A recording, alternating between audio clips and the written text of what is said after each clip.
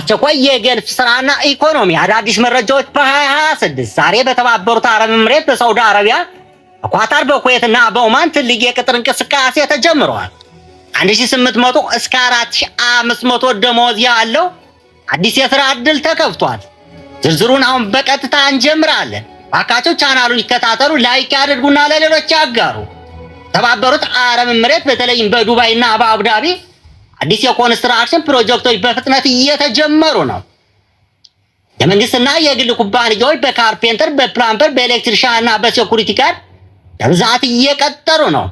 ደሞዝም ከ2000 ድርሃም በላይ ሲሆን አንዳንድ ኩባንያዎች መኖሪያና ትራንስፖርት ይሰጣሉ። በተጨማሪም ኦቨርታይም ክፍያ ይኖረዋል። ይህ በተለይም አዲስ የመጡ ሰራተኞች እጅግ ጥሩ ዕድል ነው። በሱፐርማርኬት ዘርፍ ደግሞ አዲስ ቅጥር ተከፍቷል። ካሸሪ፣ በሰልማን፣ በስቶር ኪፐርና ዴሊቨሪ ድራይቨር በብዛት ይፈለጋሉ። ደሞዝም ከ1800 እስከ 3000 ድርሃም ይደርሳል። እንግሊዝኛ ቋንቋ የሚያውቁ ሰዎች ደግሞ ቅድሚያ ይመረጣሉ። በሆቴልና በቱሪዝም ዘርፍ ደግሞ ዱባይ የዓለም ጎብኚዎች በመጨመራቸው ምክንያት ሃውስኪፒንግ፣ በሪሴፕሽን፣ በሼፍና በኪችን ሄልፐር በብዛት ይፈለጋሉ። ደሞዝም ከ2000 እስከ 4000 ድርሃም ይደርሳል።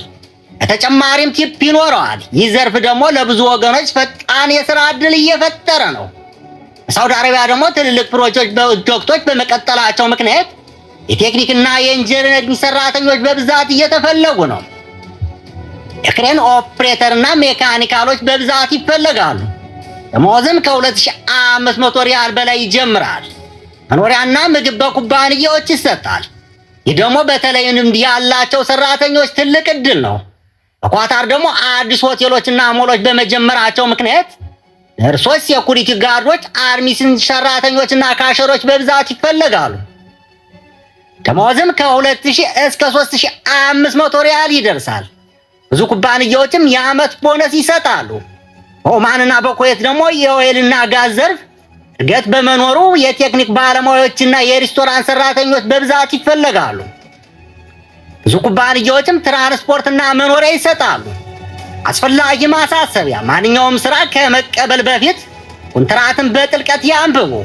ሕጋዊ ፍቃድ ያላቸውን ኩባንያዎች እንደሆኑ ያረጋግጡ። ፓስፖርታቸውን በሕጋዊ ሂደት ብቻ ይስጡ። ሕጋዊ መንገድ ብቻ ይከተሉ። ይህ ለደህንነታችሁ እጅግ አስፈላጊ ነው። በኢኮኖሚ ዘርፍ የገልፍ አገራት ኢንቨስትመንት እየጨመረ ሲሆን ይህ ደግሞ በ2026 ብዙ የሥራ ዕድሎችን ያመጣል። ብዙ ፕሮጀክቶች እየተጀመሩ ነው። ይህም በሥራ ፍለጋ ላሉ ወገኖቻችን ትልቅ ተስፋ ነው። እኛም አዲስ መረጃ በየቀኑ እናቀርብላችኋለን።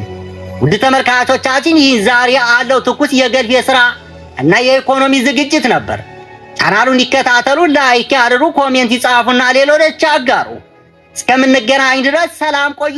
ሰላም።